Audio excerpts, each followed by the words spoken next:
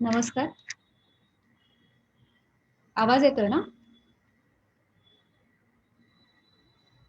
येतोय येतोय येतोय येतोय येतोय येतोय. शब्दांकनच्या 101व्या सत्रात मी तुमचं स्वागत करते. 100 सत्र झाल्यानंतर आपला हा पहिलंच सत्र आहे. तर याआधी आपण कार्यक्रम सुरू करण्याआधी आपण 100व्या सत्रासाठी एक आढावा घेणारी चित्रफीत बनवली होती. ती एकदा बघूया. मी शौनकला विनंती करते की ती चित्रफीत त्यांनी सुरू करावी.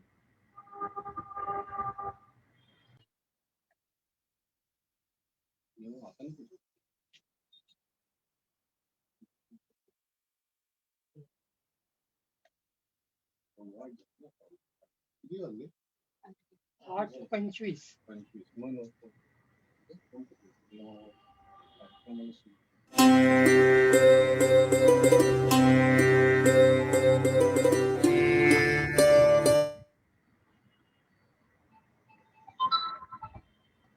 काय झालं? शब्दाची यामुच्या जीवाचे जीवन शब्दे वाटू घन जन लोका. तुका म्हणे पहा शब्दाचे हा देव शब्देची गौरव पूजा करू. तुकाराम महाराजांच्या या अभंगाप्रमाणेच शब्दांच्या अफाट विश्वामध्ये रमणाऱ्यांचा समूह म्हणजे शब्दांगण. जे जे आपणासी ठावे ते ते इतरांशी सांगावे या प्रामाणिक हेतूने विविध पुस्तकांवर आणि विषयांवर नियमितपणे चर्चा करावी अशी कल्पना सुचली आणि त्यातूनच सुरू झाला गेली 2 वर्षे अव्याहत सुरू असलेला दर आठवड्याला गुरुवारी सर्व वाचनप्रेमींना एकत्र आणणारा हा शब्दयज्ञ. या उपक्रमाला ना विषयांचं बंधन ना एखाद्या शैलीचं वावड. चरित्र, आत्मचरित्र, कथा, कादंबरी, कविता अशा वेगवेगळ्या धाटणीच्या तसेच ऐतिहासिक, राजकीय, आध्यात्मिक, पौराणिक, काल्पनिक अशा सर्वच प्रकारच्या पुस्तकांबद्दल इथे चर्चा झाली आहे.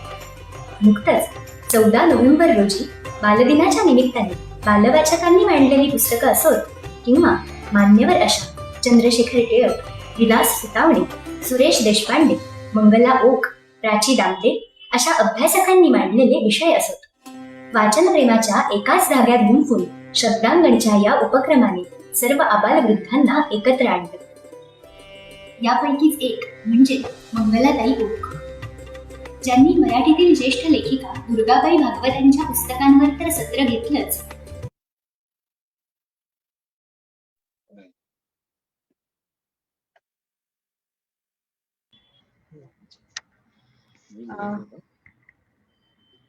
थँक्यू शौनक. माफ करा, आपले वक्ते हजर आहेत, तर आपण आधी सत्र सुरू करूया. आजचे आपले वक्ते म्हणजे वेदमूर्ती डॉक्टर भीमराव कुलकर्णी. महाराष्ट्र शासनाने त्यांनी केलेल्या कार्याबद्दल त्यांचा वेदमूर्ती या सन्मानाने पुरस्कार केलेला आहे. मी विनोद सरांना विनंती करते की त्यांनी कार्यक्रमास सुरुवात करावी.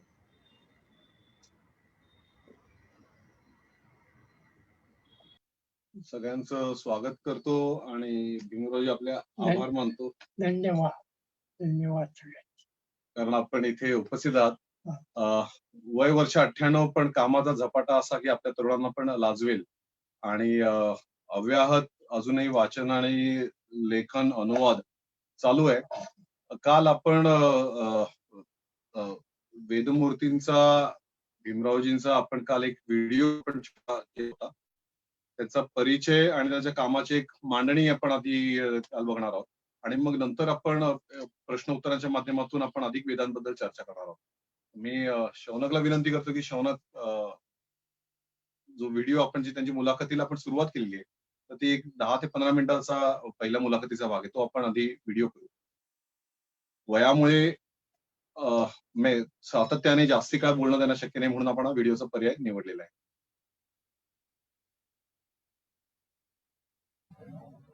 लौकिक अर्थाने माणसं शिकतात, त्या शिकण्यातून नोकरी करतात, नोकरीतून उत्कर्ष होतो, असे तुम्ही आम्ही सगळेच आहोत. पण ह्याला अपवाद असणारे पण काही लोक असतात. तसे आजचे आपले पाहुणे भीमराव कुलकर्णी आहेत. तर आपण पहिल्यांदा त्यांच्याकडे लौकिक अर्थाने तुमचा जो उत्कर्ष तुम्ही केला तो जाणून घेऊया किंवा तुम्ही सांगा. नमस्कार, मी डॉक्टर भीमराव सदाशिव कुलकर्णी, जिल्हा सातारा, तालुका वाई, शहर वाई, शिक्षण द्रविड हायस्कूल वाई, 1934 ते 1941. या वयात इयत्ता 8वी ते 11वी 4 वर्ष संस्कृतचा अभ्यास केला. अर्थात संस्कृतचं बाळकडू मला माझ्या वडिलांच्याकडूनच मिळालं, कारण माझे वडील संस्कृतज्ञ होते. शिवाय असं 3 वेळा मी BSc झालो. त्यानंतर तिथं मी लेक्चरर म्हणून लागलो. लेक्चरर लागल्यानंतर बायोकेमिस्ट्री या विषयात माझं प्रावीण्य जास्ती प्रकर्षाने जाणवायला लागलं. त्यामुळं तिथं बायोकेमिस्ट्री डिपार्टमेंटमध्ये जरी मी फार्माकॉलॉजी असलो तरी बायोकेमिस्ट्री डिपार्टमेंटमध्ये मला लेक्चर्स घ्यायला लागायचे. मग त्यामुळे आपण ठरवलं की आपण यात विषय आणखी पदवी का घेऊ नये, म्हणून PhD हा एक मुक्काम असतो हो. आणि तिथनं खरा अभ्यास सुरू होतो असं म्हटलं जातं. हो. सध्या उलट झालं, PhD झालं की स्वर्ग सुख मिळालं.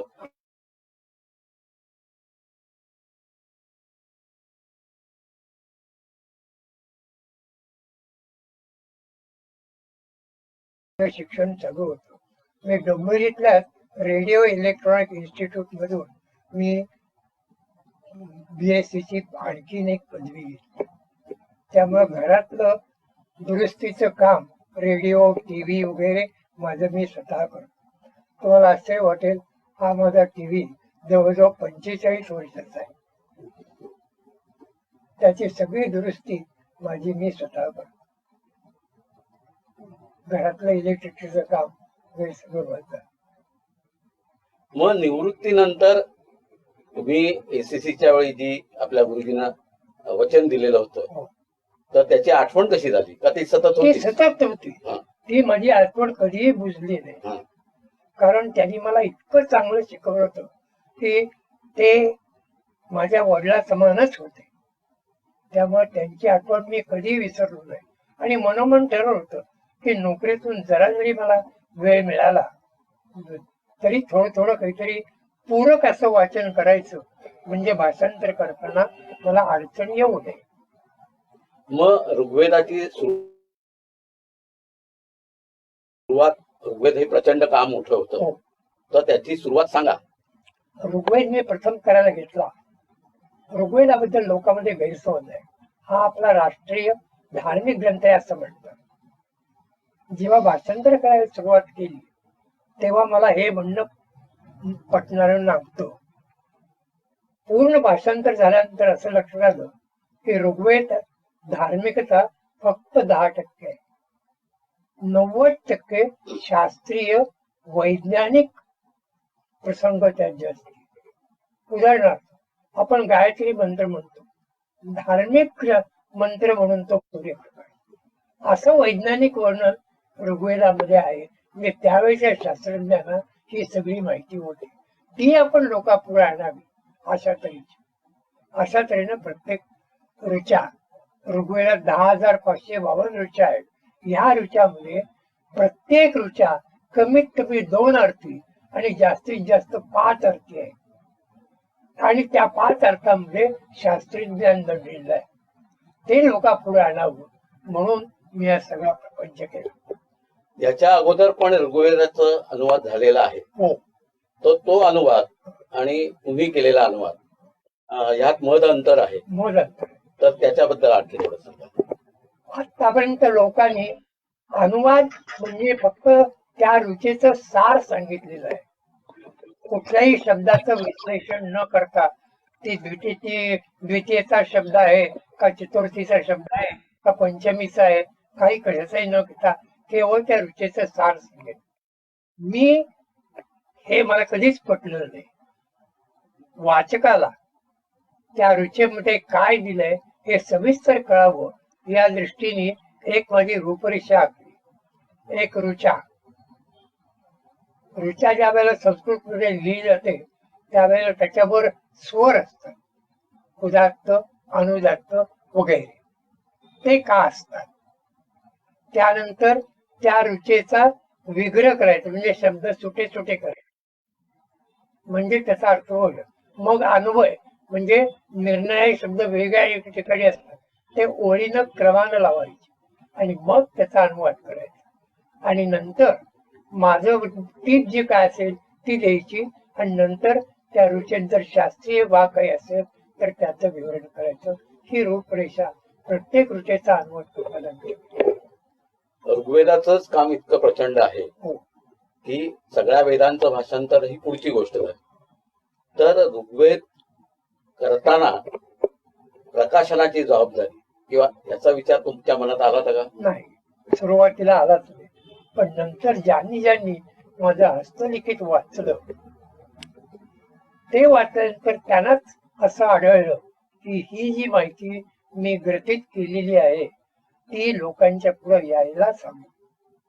आणि याच दृष्टिकोनातून आपल्या डोंबिवलीतील एक संस्कृत प्रेमी आणि अत्यंत ज्ञानी मनुष्य मांडवगडे, हे तुम्हाला कदाचित ऐकून असेल, पेंडसेनगर मध्ये तिकडेच राहतात.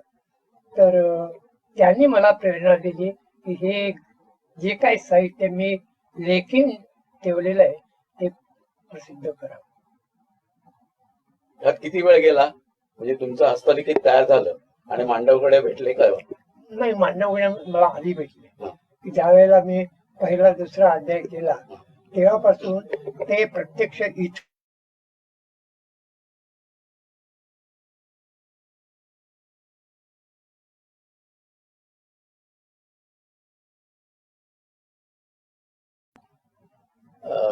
हल्ली म्हणजे तेव्हा सुद्धा पुस्तक साधं 200-300 पान काढायचं म्हटलं तरी लेखकाला आणि प्रकाशकाला नेहमी मोठा समस्यांचा डोंगर उभा असतो.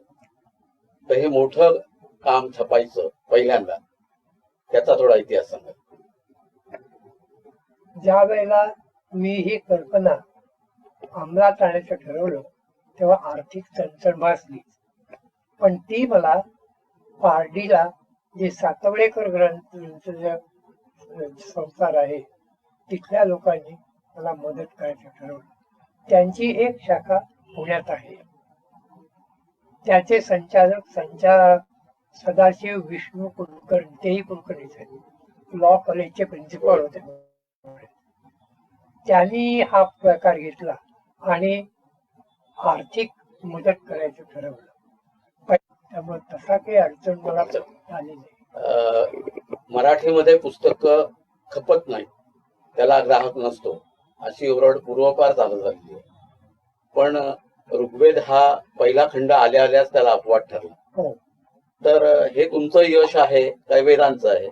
वेदांचं, माझं मत वेदांचं आहे. कारण वेदामध्येच इतकं शास्त्रीय ज्ञान आहे की ते वाचूनच लोकांची मनोभावना जागृत होते. आता ऋग्वेदाच्या आणि यजुर्वेदाच्या 5,000 हजार कॉपीज काढल्या. आज फक्त 10 किंवा 15 सेट ऋग्वेदाचे शिल्लक आहेत. यजुर्वेदाच्या कॉपी शिल्लक नाही. आता हे किती याचा काय मिळते रिस्पॉन्स नाही. पहिलं यश मिळालंय ना तेव्हा आता खात्री पटलेली आहे की भीमराव कुलकर्णीचं जे ज्ञान आहे ते अव्वल आहे, वेगळी नाहीये. त्यामुळे आता ती चिंता नाहीये. परंतु प्रत्येक पुस्तक काढताना लेखकाला आणि प्रकाशकाला चिंता असतेच. तर ऋग्वेद आणि यजुर्वेद तसे लोकप्रिय आहेत, तर पुढच्या खंडाचं दाजी पणशीकर या गृहस्थांनी प्रायोजन केलेलं आहे. नाही, पण ही दाजींपर्यंत गेलं कसं? इथं एक दत्तात्रय मुतालिक या नावाचे ग्रस्त आहे. त्यांचा आणि दाजी पणशीकरांचा स्नेह आहे. दाजी पणशीकर इथे एकदा व्याख्याना आले असताना ते मुतालिकांच्या घरी उतरले होते. मुतालिकांनी सहज हा विषय काढला की असं असं कुलकर्णींनी पुढचं अथर्ववेद आणि सामवेद लिहिलेला आहे, तर त्याचं प्रायोजन करायचंय. तेवढे मी करतो. लगेचच त्यांनी होकारलं. हे सुद्धा अलीकडच्या काळात वेगळं पण म्हटलं पाहिजे आपल्याला. काय आहे त्याला त्यांनी होकार द्यायला एक कारण आहे. माझे ग्रंथ त्यांनी विकत घेतलेले आहे आणि ते वाचलेले आहे त्यांनी, संपूर्णपणे वाचलेले आहे. त्यामुळं त्या मी जे काही पुढचं लिहिणार आहे ते किती चांगलं आहे हे त्यांना मनोमन खात्री पटलेली होती आणि हे प्रपोजल त्यांच्या पुढं येताच त्यांनी होकार दिला. म्हणजे एक मोठा डोंगर तुम्ही पार केलेला आहे की जगाच्या इतिहासात असं काम आजपर्यंत झालेलं नाही. पुढचं आपल्याला माहित नाही, परंतु भीमराव कुलकर्णी स्वस्थ बसणाऱ्यातले नाहीत. हो. तर आता काम झाल्यानंतर विश्रांती घ्यावी असं काही वाटलं का तुम्हाला? नाही, अजूनही वाटत नाही. आणि त्यासाठीच मी ऐतरेय ब्राह्मण, ऐतरेय अरण्यक, तैत्तिरीय ब्राह्मण, तैत्तिरीय अरण्यक, शतपथ ब्राह्मण, तांड्य ब्राह्मण आणि निरुक्त या ग्रंथांचा अनुवाद करायला सुरुवात केलेली आहे. म्हणजे एक प्रश्न सुरू होता म्हणून की आपण जेव्हा ऋग्वेदाचं भाषांतर करत होतात आपण, तर त्यावेळेला वेद हे दैवी येत असतात, तर त्यावेळेला आपला काय अनुभव, या संदर्भात काय अनुभव तुम्हाला वाटला? अनुभव लोकांना पटतील का नाही हे मला माहित नाही, परंतु काही गोष्टी ज्या घडल्या त्या मी तुमच्याकडे सांगतो. एखाद्या ऋचेचा अर्थ मला लागत नाही, डिक्शनरी चालून त्यातले शब्दातले अर्थ बघून सुद्धा त्याची नीट संगती लागत नाही. अशा वेळेला हे विचार मला ठेवून मी झोपतो, परंतु झोपेमध्ये या सगळ्यांचा उलगडा मला झालेला आहे आणि दुसऱ्याशी उठल्यानंतर त्याचा अर्थ सलगपणे मला लागलेला आहे. असं कित्येक वेळेला घडलेलं आहे.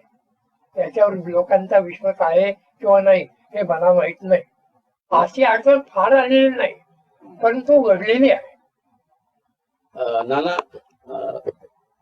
सरकारी नोकरीतली माणसं निवृत्त झाल्यानंतर थकतात, मनाने थकतात, शरीराने पण थकतात. परंतु तुम्ही मनाने पण थकलेले नाहीत आणि शरीराने पण थकलेले नाहीत. तर हे गुण काय आहे? गुण नाही. शाळा आणि महाविद्यालय यामध्ये शिक्षण चालू असताना मी रोज 500 जोड आणि 500 बैठका करत असतो. त्यामुळे माझं शरीर फार चांगलं होतं, सुदृढ होतं, टणक होतं. त्या ह्याच्यावर मी आतापर्यंत जगलोय. परंतु त्याही पेक्षा जास्ती मानसिकरित्या परिपक्वता मला या वेदांच्या अभ्यासाने आहे. त्यामुळे येणाऱ्या पिढीला हो, याच्यामधनं प्रेरणा मिळेल. जरूर. याच्यामध्ये नुसती दैवी आणि नुसती पोपटपंची नसून आपल्या व्यक्तिगत आयुष्यात पुढे जाण्याकरता प्रेरणा मिळेल असं मला वाटतं. हो. आणि त्या दृष्टीनेच तुम्ही सगळं काम केलेलं आहे आणि नव्या पिढी पुढे काम दाखवलेलं आहे. आणि त्यामुळे मला असं वाटतं की तुम्ही नवीन नवीन कामं करावीत असं आम्ही म्हणणार नाही, परंतु तुमची प्रेरणा सगळ्या तरुण मंडळीला मिळेल याकरता तुम्ही आम्हाला जो वेळ दिलात त्याबद्दल धन्यवाद. आणि अजून काही प्रश्न होते पण त्यावेळेला घ्यायचे का आता विचारू तुम्हाला? मी आपण आता रेकॉर्ड करतो. जरा थोडं जवळ येऊन विचारा. बर. तर काय ऐकायला कमी यायला लागलंय. येतं पण कमी होतं. आपले जे श्रोता वर्ग जो आहे त्याच्यामध्ये अनेक जण हे तरुण आहेत, तर त्यांनी वेद का वाचावेत असं तुम्ही? 2 तऱ्हेनं. एक, तुमचं बोलणं प्रगल्भ होतं. 2, तुम्हाला मराठी भाषेतले शब्द त्याची जी उत्पत्ती आहे ती संस्कृत मध्ये आहे ती तुम्हाला कळते. 3, संस्कृत भाषेमध्ये जे काही ग्रंथ अवेलेबल आहेत, आता मी नावं घेतली, त्या सगळ्यामध्ये शास्त्रीय ज्ञान खचाखच भरलेलं आहे. जे आज सगळ्यात नाही ते त्यावेळेला होतं. एक छोटं उदाहरण देतो. इंद्र आणि राक्षस यामध्ये युद्ध झालं. इंद्राचे काही सेनापती राक्षसांनी जखमी केले, पण त्यावेळेला शस्त्रक्रिया एवढी प्रगल्भ होती की रात्रीतल्या रात्री शस्त्रक्रिया करून ते सैनिक दुसऱ्या दिवशी युद्धाला परत उभे राहतात. ही बाब आताही शक्य नाही. तुम्ही शस्त्रक्रिया केली की 6 महिने तुम्ही अडकला. तशी गोष्ट त्यावेळेला नव्हती. इतकी ही सगळे काय आपण म्हणू त्याला लक्षात येत नाहीये. निर्णया रीती प्रवृत्ती ऍडव्हान्स सगळं होतं. खूप ऍडव्हान्स. पण आजकाल त्याला सांगोवांगीच्या गोष्टी म्हणतात. सांग वगायच्या म्हणतात, पण त्या प्रत्यक्षात घडलेल्या आहेत. प्रत्यक्षात घडलेल्या आहेत. त्यामुळे आता आपण ह्या तुमच्या कार्याला दाद कशी मिळाली? ती दाद म्हणजे चाहत्यांनी तर दिलीच, पण सरकार दरबारी पण याची नोंद गेलेली हे तुम्ही सांगायला पाहिजे. पण सरकारच्या कानावर हे गेलेलेच आहे. हो ना. तर ती वेदमूर्ती तुम्हाला पदवी दिलेली आहे, त्याच्याबद्दल थोडं सांगा की. ऍक्च्युअली तो त्या सरकारला समारंभ करायचा होता, पण ते त्याच्याने जमलं नाही. इथं घरी येऊन केलं. त्यामुळे वेदांचं भाषांतर करणं हीच मोठी इतकी पदवी मोठी आहे की त्याच्यापुढे तुम्हाला ज्या 38 पदव्या किंवा सन्मान झाले हे फिके पडतील असं वाटतं. तरी सुद्धा वेदाचे संपूर्ण भाषांतर केलंय, ह्या निमित्ताने तुमचा नागरी सत्कार म्हणजे फक्त डोंबिवलीपुरता नाही असा व्हायला पाहिजे. आणि माझी जे अशा कामाकरता नेहमीच पुढे असतात पण त्यांना माहीत नसतं, ते माहीत होण्याकरता आम्ही ही मुलाखत घेतली आहे. आणि मला असं वाटतं की त्यामुळे त्या अनेक लोकांना प्रेरणा मिळेल. तसे नागरी सत्कार पुष्कळच झालेले आहेत. म्हणजे ठाण्याला झालेत, बोरकर, निर्लेकर यांच्यातर्फे डोंबिवलीत सत्कार झालेत, पुण्यात सत्कार झालेत, नागपूरमध्ये सत्कार झालेत. म्हणजे बऱ्याच ठिकाणी सत्कार नागरी सत्कार झालेले आहेत. म्हणजे असं म्हणता येईल की सत्कार झाले त्यातच तुम्ही राहणार नाही, तर काम पूर्ण केलेलं आहे. हेच माझं ध्येय होतं ना. हो. हेच माझं ध्येय होतं.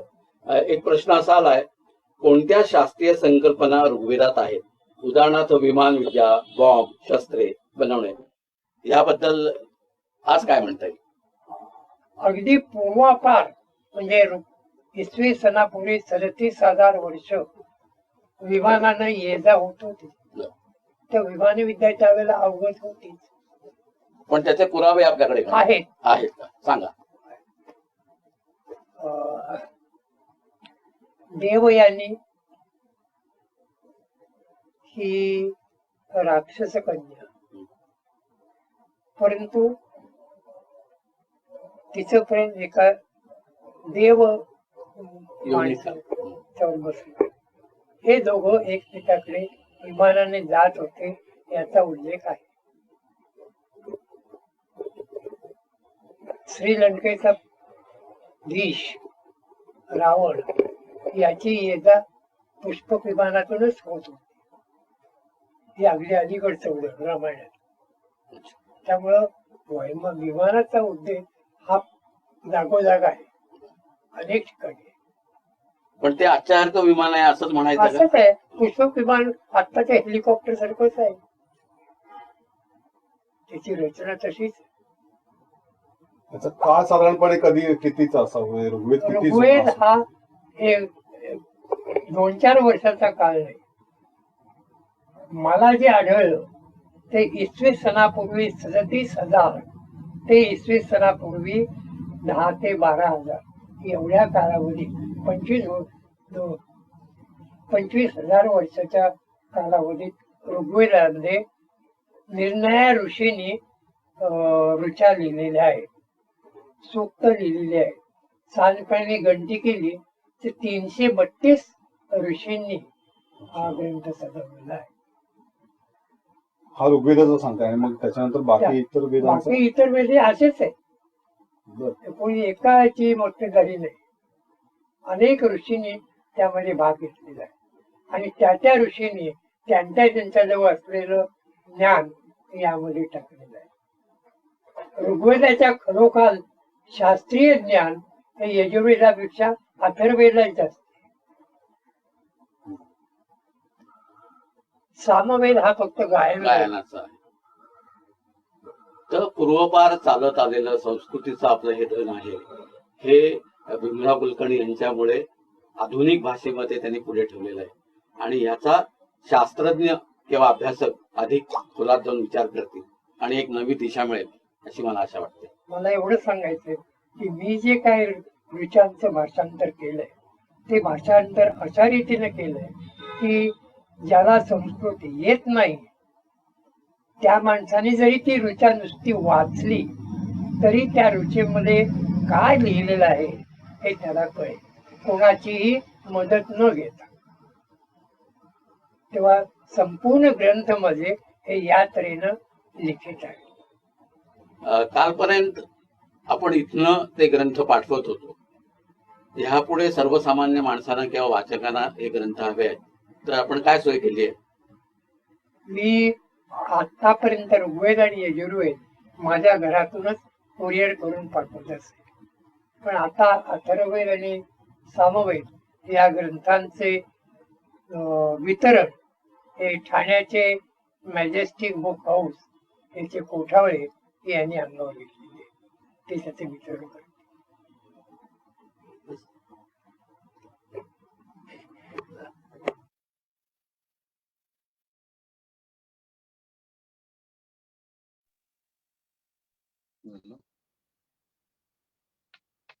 ना हा आपलं व्हिडिओ आपले कालचा जो अर्धा भाग होता तो आपला आज झालेला आहे. पुढचा काही प्रश्न आपल्या श्रोत्यांच्याही मनात असेल, मी सुरुवात प्रश्नांची आता करू इच्छितो. एक पहिला प्रश्न होता की वेदांचा प्रभाव एकंदरच भारतीय जीवनावर कसा पडला आणि तो अजूनही आहे का? वेदांचा प्रभाव त्यावेळेच्या समाज जीवनावर निश्चितच झालेला आहे. 3 प्रकारांनी झालेला आहे. एक, वेदामध्ये जे शास्त्रीय ज्ञान आहे ते लोकांपर्यंत श्लोकांच्या रूपानं, ऋचांच्या रूपानं पोचलं गेलेलं आहे.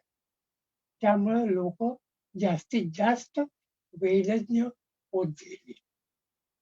दुसरं, समाज जीवनावर सुद्धा याचा परिणाम झालेला आहे. ऋषी मुनींनी या ऋचाद्वारे जे नियम घालून ठेवले ते पाळण्याची आणि गुरुजनांचा, ज्येष्ठांचा आदर सत्कार करण्याची ही जी काही भावना असते ती समाज जीवनात रुतली गेली. आणि तिसरं म्हणजे आता जे शूद्र, वैश्य, ब्राह्मण, क्षत्रिय हे जे भेदाभेद अलीकडच्या काळात झाले, त्या काळात जरी असले ते अमुक हे क्षत्रिय आहे, तो वैश्य आहे, परंतु सामाजिक जीवनात हे भेद न पाळता एकमेकाची आदरपूर्वक सन्मान वागणूक होत असते. अच्छा, फरक नव्हते, पण समाज जीवनामध्ये एकत्र लोक मिळून मिसळून राहत होते. तसं समुद्रावर काम करणारा कोळी आहे, कोळी म्हणतात, पण तो ज्या वेळेला समाजात वावरतो त्यावेळेला त्यामध्ये आणि क्षत्रियांमध्ये भेद राहतो. बरोबर.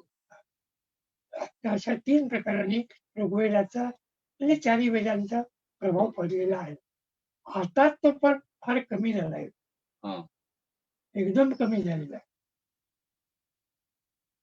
पूर्वी असं म्हटलं होतं की संस्कृती आपण म्हणतो की देवांची भाषा गिरवाण भारतीय आहे, तर सामान्य लोकांपर्यंत ऋग्वेद त्यावेळेला पोचले असावेत का? सामान्य लोकांची भाषा सुद्धा संस्कृतच होती, त्यामुळं भाषेची अडचण कधीच आलेली नाही.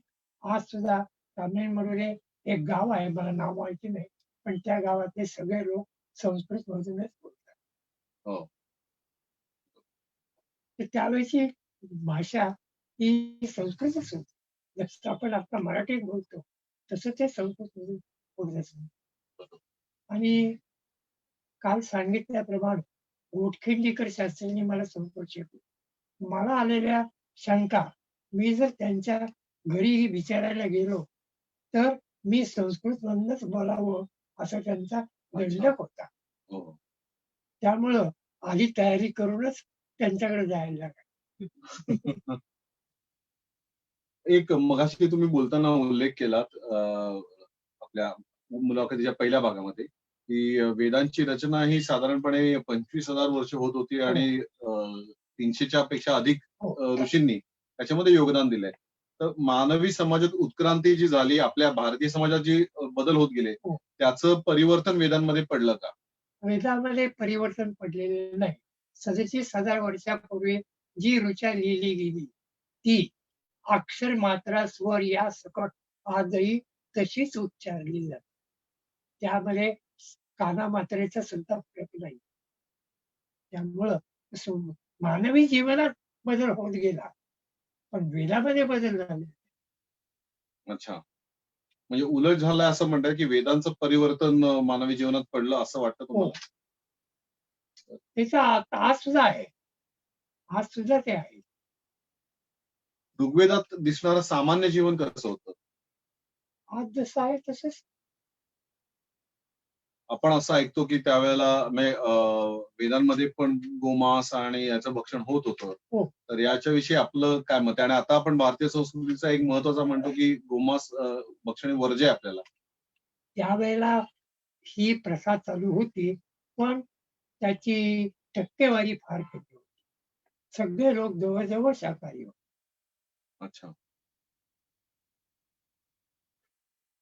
जर श्रोत्यांपैकी कोणाला प्रश्न विचारायचे असेल तर आपण प्रश्न विचारू शकता. मी त्यात आणखी हो. थोडं काही विचारायचं आहे? हो, एक प्रश्न होता की अथर्ववेद, यजुर्वेद आणि सामवेद यांच्यामध्ये नक्की काय काय आहे? सामवेद हा नुसता गायनाचा प्रकार आणि त्यामध्ये ज्या ऋचा आहेत गायला जाणाऱ्या त्या ऋग्वेदातल्याच आहेत. अच्छा. त्यामुळं अर्थाच्या दृष्टीने सामवेद आणि ऋग्वेद यात फरक नाही. फक्त ऋचांचं पठण कसं करायचं याच्यावर. हो. ते गाय पठण नाही, गायचं कसं बर. त्याची संपूर्ण माहिती मी सामवेदाच्या प्रस्तावनेत दिलेली आहे. यजुर्वेद मध्ये साधारणपणे 2 भाग होतात. एक यज्ञ कसे करावेत, कोणते करावेत, केव्हा करावेत याविषयी माहिती आहे. आणि दुसरं यजुर्वेद हा महाभारत कालीन लिहिलेला वेद आहे.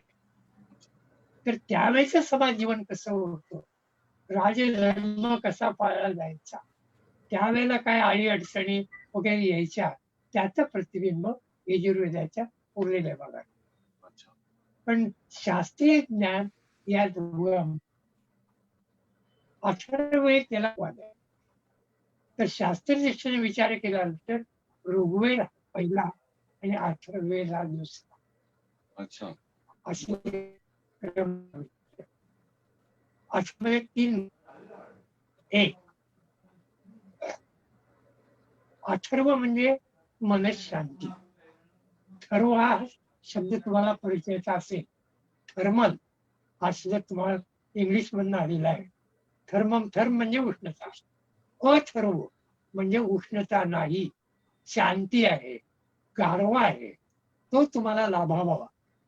ही जी माहिती दिलेली आहे ती ज्या रीतीने गुंफलेली आहे त्या गुंफलेल्या लेखाला अथर्ववेद असं म्हणतात. बरं. आणि उपवेद म्हणजे काय असतं मग? उपवेद आता थोडक्यात सांगायचं झालं तर सामवेद हा ऋग्वेदाचा उपवेद आहे. सामवेदातल्या ऋचा पण ज्या गायनात तर्फे समाज जीवनावर प्रकाश पडू शकतात त्या सामवेदात, म्हणून सामवेदाला उपवेद असं म्हटलं जातं. परंतु हा वाक्प्रचार सामवेदाच्या बाबतीत वापरला जात नाही. इतर ठिकाणी ऋग्वेदातल्या ऋचांचं सार समाजातल्या प्रत्येक माणसाला कळावं या हेतूने त्या ऋचांचं सुलभीकरण, सोपं करणं असं करून जे माहिती गठन केली आणि जी माहिती गुरुनी शिष्याला जवळ बसून सांगितली त्याला उपवेद म्हणतात. उप म्हणजे शेजारी. वेदातलं ज्ञान शिष्याना जवळ बसून सांगणं त्याला उपवेद. अच्छा. सर, इथे प्रेक्षकांमध्ये एक प्रश्न आलाय, धर्मयागाबद्दल अधिक माहिती सांगाल का? कशाबद्दल? धर्मयागाबद्दल अधिक माहिती सांगाल का? यज्ञ याग मी करत नाही, कधी जास्ती सांगू शकणार. नमस्कार सर. यज्ञ करणारे जे याज्ञिक आहेत तेच सांगू शकतात. बर. नमस्कार सर. एक प्रश्न असा होता की ऋग्वेदामध्ये वेगवेगळ्या देवतांचं आपण वर्णन बघतो, म्हणजे इंद्र असेल किंवा अग्नी असेल, तर इंद्र म्हणल्यावर आपल्याकडे एक थोडंसं निगेटिव्ह म्हणजे नकारात्मक चित्र आपल्या डोळ्यासमोर उभं राहतं इंद्राचं, पुराणांमधनं जे वर्णन केलंय तर. तर ऋग्वेदातला इंद्र आणि पुराणांमधला इंद्र याच्याबद्दल काही थोडं सांगू शकाल का? ऋग्वेद आणि पुराणामध्ये इंद्राची वेगळी प्रतिमा दिसते, पण पुराणामधला इंद्र हा थोडासा निगेटिव्ह साईडला जाणार आहे आणि ऋग्वेदातला इंद्र मात्र दाता आहे. तर तुम्ही याच्यामध्ये फरकाबद्दल किंवा इंद्राबद्दल काय सांगू शकता? एक छोटीशी समजूत. एखादी कथा घडली तर ती जशी घडली तशीच प्रसारित करणं ही एक बाब आहे. पण त्याला तिखट मीठ लावून ऍडिशन करून सांगणं, मुलांना जसं आपण गोष्टी सांगतो तशा रीतीने सांगणं, या ही दुसरी बाब. या ज्या दोन बाब आहेत ते वेद आणि पुराणात अतिरंजित गोष्टी घातल्या. आढळतात.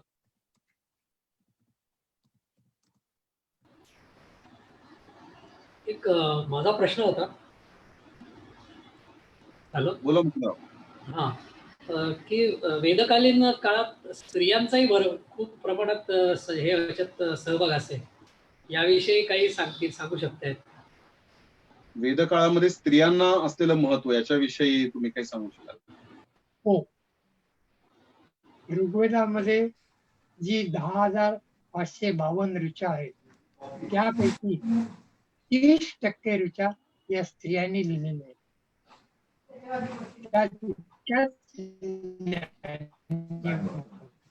आणि धार्मिक कार्यकर्ता याचा अर्थ की त्यावेळेच्या समाज जीवनात फलाचा घटक मानून तिचं शिक्षण पूर्ण करणं हे समाजाचं कर्तव्य त्यावेळेचं. अच्छा. नाहीतर 30% ऋग्वेदीय ऋचा या स्त्रियांनी लिहिल्याच नसतात. सर, प्राची वजे यांनी प्रश्न विचारलाय, वेदकालीन ज्या शाखा होत्या त्या अजूनही फॉलो केल्या जातात का? वेदकालीन ज्या शाखा होत्या त्या अजूनही आहेत का? नसाव्यात, मला तरी त्याची माहिती. अच्छा. पुढचा प्रश्न शशांकला आहे. शशांक. हो, नमस्कार सर. माझा प्रश्न असा होता की अथर्व वेदात प्रामुख्याने जादूटोणा, म्हणजे मी जे वाचलंय ते प्रामुख्याने जे तंत्र मंत्र किंवा मॅजिक आणि जादूटोणा याच्याविषयी आपल्याला माहिती मिळते किंवा तर ह्याचं इन्क्लुजन जे आहे ते पर्टिक्युलर एका सेक्शन कडनं झालं आहे का, हा माझा प्रश्न. एक प्रश्न.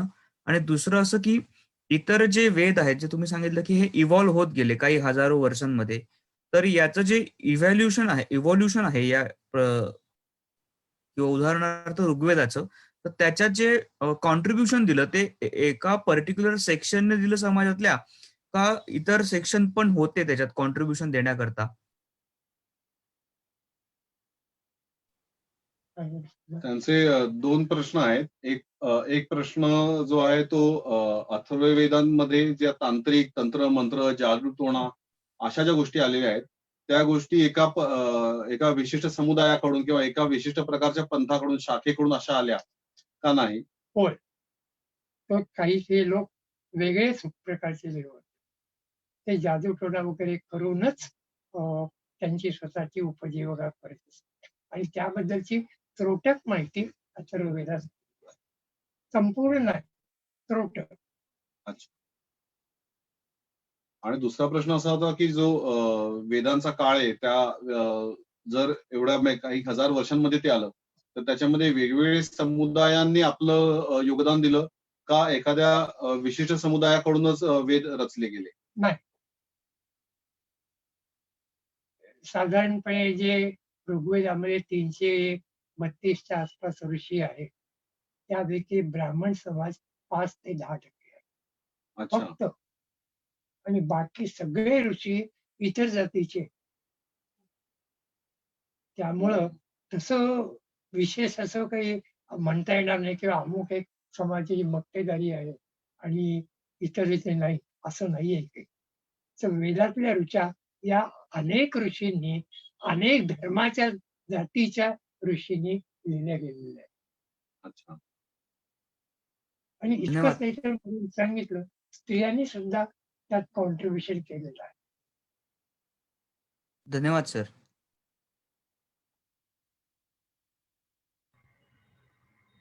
अजून कोणाला काही प्रश्न आहेत?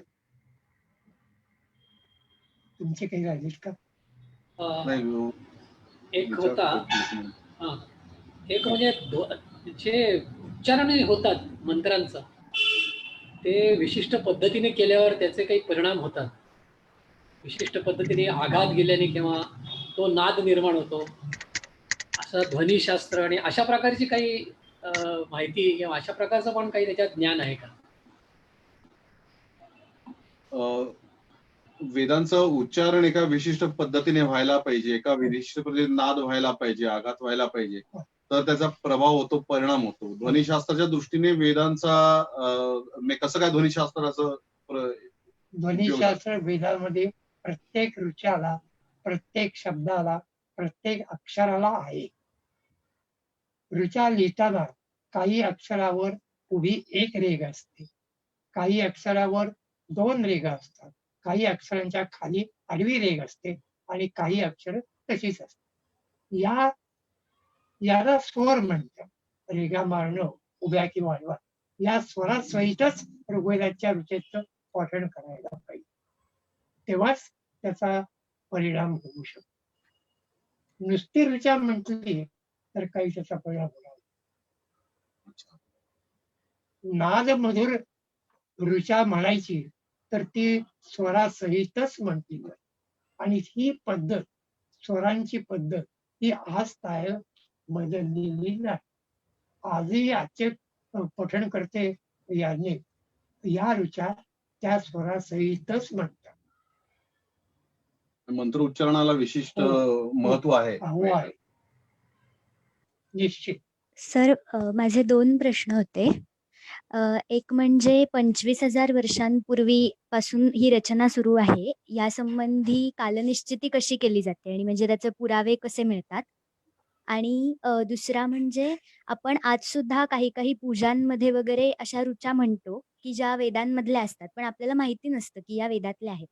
तर अशा कोणत्या ऋचा आहेत हे तुम्ही सांगू शकता का? 2 प्रश्न आहेत रिद्धी करकरांचे. एक पहिला प्रश्न असा आहे की वेदांची कालनिश्चिती कशी केली जाते किंवा केली गेली, त्याचे पुरावे कसे काय मिळाले, हा एक प्रश्न आहे. आणि दुसरा मी विचारतो. वेदांच्या काही ऋचा खूप वर्षापूर्वी, म्हणजे वंशावळ बघितली तर जी वंशावळ सध्या अवेलेबल आहे त्या वंशावळीच्या सुरुवातीच्या व्यक्तीने काही ऋचा लिहिलेली आहे. आणि त्या वंशावळीचा आज तक जो शेवटचा मनुष्य आहे, व्यक्ती आहे, त्या व्यक्तीनेही काही ऋचा लिहिलेल्या आढळल्या. साधारणपणे वैदिक काळात माणसाचं वय जसं आता 100 आहे, तसंच वय 300 ते 400 वर्ष. आणि जवळजवळ माझ्याकडं 120 पिढ्यांची नावं आहेत. तर त्या दृष्टीने किती मागं जावं लागतं. तर साधारणपणे पंडितांनी, म्हणजे आजकालच्या पंडितांनी, वेदांचा काळ हा इसवी सनापूर्वी 37,000 वर्ष ते इसवी सनापूर्वी 5,000 वर्ष इथपर्यंत मांडला आहे. अजूनही आपल्या त्यातल्या काही ऋचा आपण रोजच्या पठणामध्ये वापरल्या जातात. हो. मला वाटतं आपलं एक त्याच्यावर पुस्तक सुद्धा आहे. हो. तर अशा कोणत्या ऋचांचा उल्लेख आपण काही करू शकता का, सांगू शकता का श्रोत्यांना असा रिद्धी करकरांचा? सर्व लोकांना माहीत असलेलं अथर्वशीर्ष हे अनेक ठिकाणी म्हटलं जातं, अनेक वेळा म्हटलं जातं. विशेषतः गणपती उत्सवात त्याची पारायण होतात, लक्षावधी पारायण होतात. तर ही म्हटलं जातं. साधारणपणे नित्यपाठात शहरातली मला माहिती नाही, पण वाईसारख्या खेडेगावात आपण खेडेगाव म्हणू, प्रत्येक ब्राह्मणाच्या घरी यातली श्री सूक्त, पुरुष सूक्त, विष्णू सूक्त, ब्रह्मणस्पती सूक्त हे आजही म्हटलं जातं. तर ही प्रथा कायम राहिलेली आहे. ठेवून नाही एवढे हजारो वर्ष. हो. आणि त्यात कसलाही बदल न होता हो. वैदिक काळी पुरुष सूक्त जसं म्हटलं जायचं तसंच ते त्याच रीतीने त्याच स्वरासकट आजही म्हटलं जातं.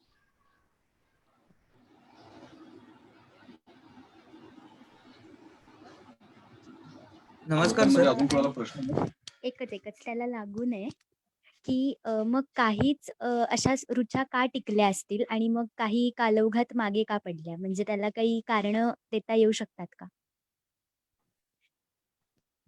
काही रुचा या आजही वापरात आहेत, आजही म्हटल्या जातात आणि काही मात्र म्हटल्या जात नाही. तर त्या कालाच्या ओघात त्या मागे पडल्या असा प्रश्न त्यांनी विचारला. असं नाही. काही याज्ञिक म्हणजे आजही मला माहिती आहे की जे संपूर्ण ऋग्वेदाचं पठण निदान वर्षातून एकदा तरी करतात. संपूर्ण ऋग्वेद. माझे गुरुजी मांडवगणे म्हणून जे त्याचा मी उल्लेख मग कालच्या ह्याच्यात केला ते आणि मी असे माझ्या आयुष्यात जवळजवळ 7 ते 8 वेळा संपूर्ण ऋग्वेदाचं पारायण केलेलं आहे. त्यात ज्या महत्वाच्या ऋचा आहेत त्या आजही पठण केल्या जातात, पण ज्या उरलेल्या आहेत त्या कालबाह्य झालेल्या नाहीये. त्या फारशा म्हटल्या जात नाही. एवढंच काय.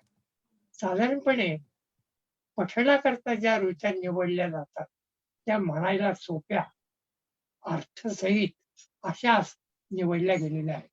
उदाहरणार्थ पुरुष सूक्त हे विशिष्ट ज्ञानाने भरलेलं म्हणायला सोपं असं सूक्त आहे. ते आजही म्हटलं जातं. अथर्व शीर्ष हे म्हणायलाही सोपं, अर्थालाही सोपं आणि लक्षावधी लोकांनी एकत्र बसून सुद्धा म्हणण्याजोगं असे आहे. असं काही चालतं. बरोबर. शशांकला अजून एक प्रश्न होता. नमस्कार सर.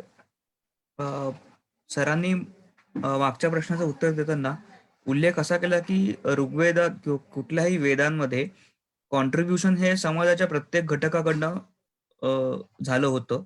तर मग माझा असा प्रश्न आहे की आपण फक्त ब्राह्मण या वर्गातच ऋग्वेदी आणि यजुर्वेदी असा भेद बघतो. तसा भेद हा इतर जातींमध्ये का निर्माण झाला नाही किंवा तो ब्राह्मणांमध्ये कसा निर्माण झाला?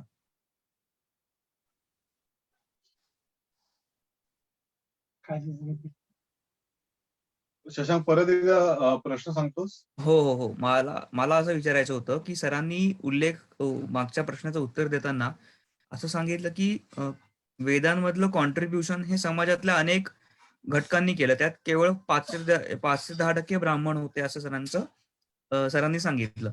तर मग जेव्हा आपण जातीभेद बघतो तर तो ब्राह्मणांमध्ये यजुर्वेदी आणि ऋग्वेदी फक्त दिसतो. तर असं का होतं? आणि इतर जातींमध्ये तसा भेद का नाही निर्माण झाला? किंवा दुसरा त्याचा सब क्वेश्चन असं की ब्राह्मणांमध्येच यजुर्वेदी आणि ऋग्वेदी हा भेद कसा निर्माण झाला? त्यांचा प्रश्न असा की वेदांमुळे ब्राह्मणांमध्येच का शाखा निर्माण झाल्या आणि इतर जातींमध्ये का शाखा निर्माण झाल्या नाहीत? पांडवांचं म्हणजे महाभारताच्या पूर्वीच्या काळी अथर्ववेद, ऋग्वेद आणि सामवेद हे 3च वेद प्रसिद्ध होते. यजुर्वेद हा महाभारताच्या काळात निर्माण झाला. तो सुद्धा गुरु आणि शिष्य यांच्या वितुष्टाने निर्माण झालेला.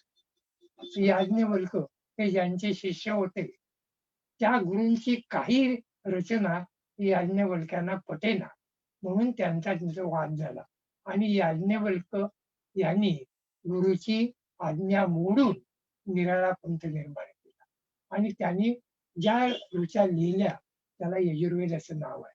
आणि याज्ञवल्क्यांचे जे कट्टर शिष्य होते ते तेवढाच ऋचांचा भाग रोजच्या वापरात करत असत. त्या लोकांना यजुर्वेदी म्हटले गेले. अच्छा. पूर्वीच्या बाबतीत सगळे ऋग्वेदीच. हो. आणि काही या ऋग्वेदामध्ये सुद्धा ज्या ज्या ऋषींचे चेले शिष्य इतर समाज होता त्या ऋषींच्या नावे तो पंथ निर्माण झाला. उदाहरणार्थ मी ऋग्वेदी आहे पण अश्वलायन ऋषींच्या भागामधला मी आहे म्हणून मला अश्वलायन ऋग्वेदी असं म्हटलं जातं. तसं जसं प्रत्येक समाजात आपापली मती गायली जाते.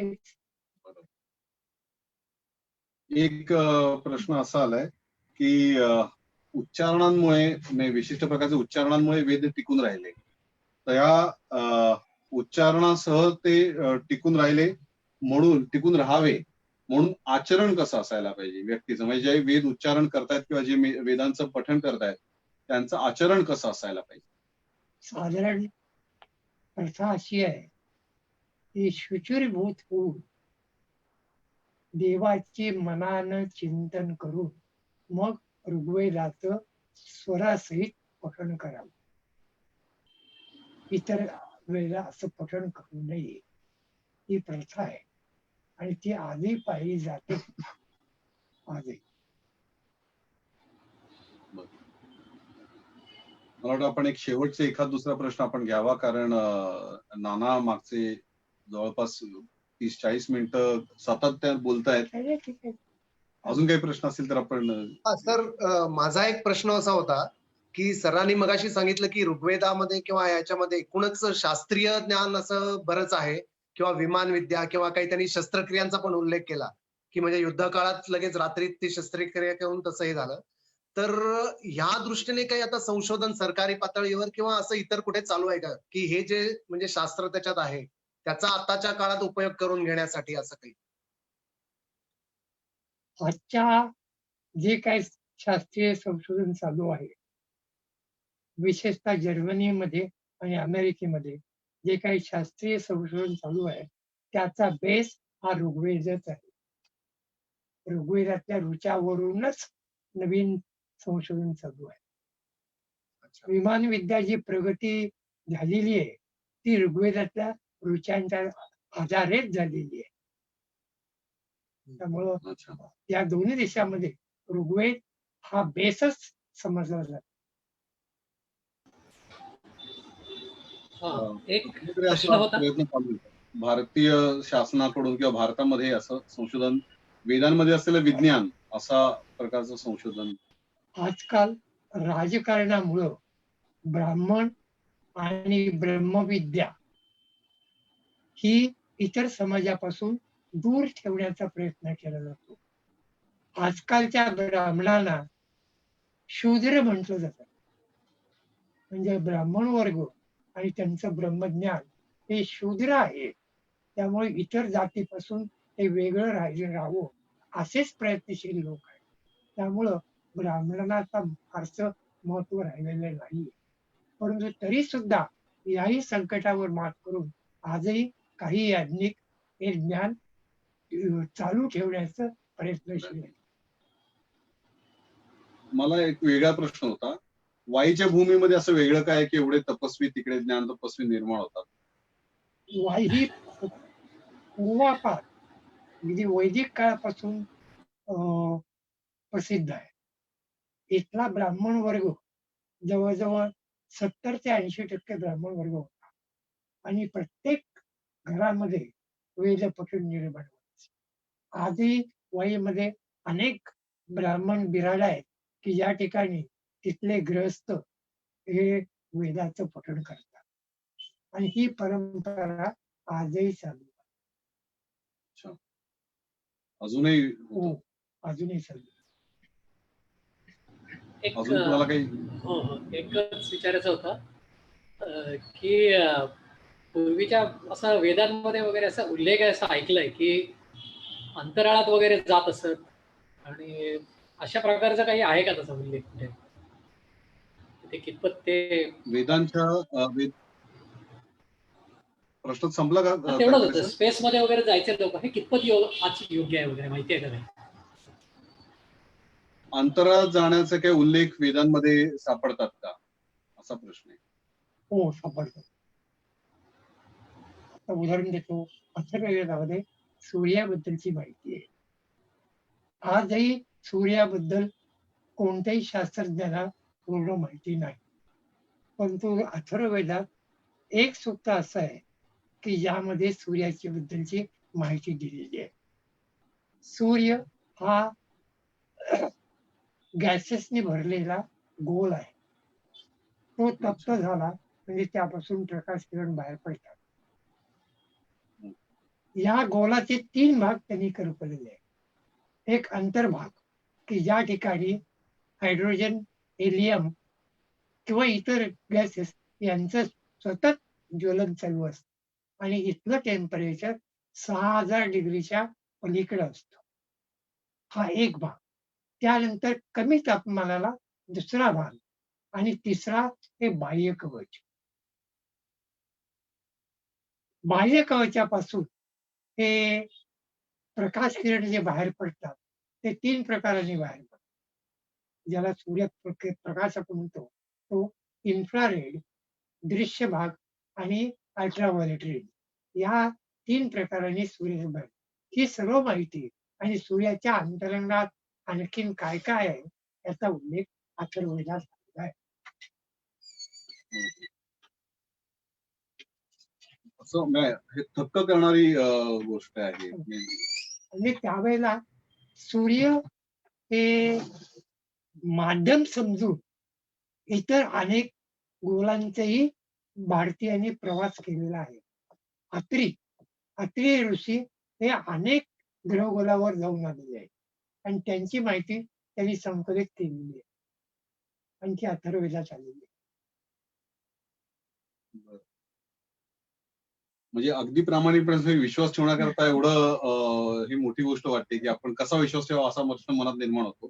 कारण मागच्या 2000 वर्षांमध्ये मग आपलं हे ज्ञान गेलं कुठे असा प्रश्न मनात येतो. राजकारणामुळे एकच शब्दात उत्तर राजकारण. नाहीतर हे वेदाध्ययन पूर्वापार चालत आलेलं आहे आणि ते चालू होतं अगदी पेशवाईच्या काळापर्यंत. अच्छा. इथपर्यंत वेदाध्ययन रेग्युलर चालत असतं. खूपच चांगली माहिती दिली. मला वाटतं अजून कोणाचा प्रश्न असेल तर आपण. श्वेता जोशींचा एक प्रश्न आहे. महाभारतातील गांधारीला 100 पुत्र झाले त्याबद्दलचं शास्त्रीय ज्ञान ऋग्वेदात आहे का? त्याचं शास्त्रीय ज्ञान फारसं ऋग्वेदात नाही, परंतु पुरुषाच्या वीर्यातले जे इलेक्ट्रॉन्स आहेत त्यांचं विभाजन करून ते इन्क्युबेटर मध्ये ठेवणं आणि त्यापासून गर्भनिर्मिती होणं याचा उल्लेख आलेला आहे. रामायणात वसिष्ठ ऋषींनी अग्नीपासून खीर ज्याला आपण म्हणतो ती मिळवली आणि दशरथाच्या राजाला दिली. खरं सांगायचं म्हणजे दशरथ राजा निपुत्रिक होता, त्याच्यापासून मूल होण्याची शक्यता नव्हती. तेव्हा वसिष्ठ ऋषींनी हे अग्नीपासून वीर्य मिळवलं. याचाच अर्थ इतर बलदंड पुरुषांची वीर्य घेऊन ते इन्क्युबेटर मध्ये ठेवलं आणि त्याची विभागणी करून ती कौशल्या कैकेयी या राण्याला दिली. त्याचे 4 भाग झाले. 3 राण्याला 3 भाग आणि 4था भाग मारुतीच्या आईला दिला. म्हणजे त्यालाही विभागणी करता येत होती. अनेक प्रश्न असतील आणि मला असं वाटतं की नाना जे बोलतात त्याच्यामध्ये अनेक प्रश्न अजून निर्माण पण होत असतील मनात. अभ्यासोनी प्रगटावी हा खरं तर आपला मंत्र आहेच आणि असायलाच हवा. त्यामुळे या आजच्या सत्राच्या निमित्ताने आपल्या वेदांचा, आपल्या ग्रंथांचा अभ्यास आपण स्वतः अधिक जोमाने करायला पाहिजे. विवेकानंद म्हणाले होते की आपल्या अध्यात्मामध्ये जे ज्ञान साठवलंय ते येणाऱ्या काळामध्ये आपलं विज्ञान, नवीन विज्ञान सिद्ध करेल असं विवेकानंदांचं म्हणणं होतं. तो वारसा भारताच्या परंपरेमध्ये चालू राहिलेला आहे आणि भारतीय अध्यात्मामध्ये असलेलं ज्ञान आणि विज्ञान हे वेगवेगळ्या माध्यमातून आपण आता बघतो आहोत. नानांनी त्याच्यामध्ये आपलं योगदान दिलेलं आहे. एक अत्यंत मोठं काम. 98 वर्षांचे आत्ता नाना आहेत आणि मागचा अर्धा पाऊण तास आपल्याशी अस्खलित संवाद साधतायत. त्यांना कुठलाही रेफरन्स आठवायला लागत नाही, त्यांना चाळून बघायला लागत नाही आणि आपण प्रश्न विचारला की लगेच त्याचं उत्तर आपल्याला समोर येतं. ही ज्ञानाची परंपरा आपल्या नवीन पिढीमध्ये सुद्धा यायला हवी अशी आपण प्रार्थना करूया. आजचा मी एक उदाहरण देतो. अगदी अत्याधुनिक सध्या जी कोविड लस निर्माण होते जगामध्ये, त्यात अमेरिकन, जर्मन इत्यादी देशांची लस होते, तशीच भारतातही लसीची निर्माण होते. पण गुणवत्तेच्या दृष्टीने जर कंपॅरिझन केली तर भारतात तयार होणारी लस ही इतर देशांच्या लसीपेक्षा जास्ती गुणकारी. म्हणजे इथलं त्याचं जे ज्ञान आहे ते इतरांच्या पेक्षा सुद्धा जास्ती आहे असं मी म्हणेन. नक्कीच. हा आशावाद आणि हा विश्वास आपला कायम राहायला हवा आणि या दृष्टीने आपले अधिक प्रयत्न व्हायला हवे. नाना 9:30 होत आहेत. आपलं जेवणाची वेळ टाळून आपण तुम्ही इथे ठीक आहे. गप्पा मारण्याकरता उपलब्ध झालात. मनापासून धन्यवाद देतो. तुमच्यापासून अनेक जण प्रेरणा घेतील. आपलेही विश्वास आहे. आभार आणि धन्यवाद. शुभाशिरोवा. शुभेच्छा.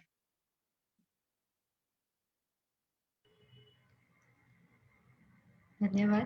पुढच्या गुरुवारी भेटूया. शुभरात्री. धन्यवाद.